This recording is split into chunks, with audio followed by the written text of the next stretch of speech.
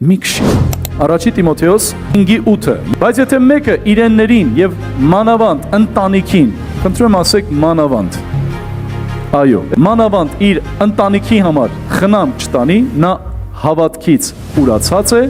անհավատից էլ գեշ է։ Ես ուզում եմ ասեմ, եղբայրներ, քույրեր, եթե ընտանիքին հոգ չտանենք, մեր հոգևորությունը դերասանություն է։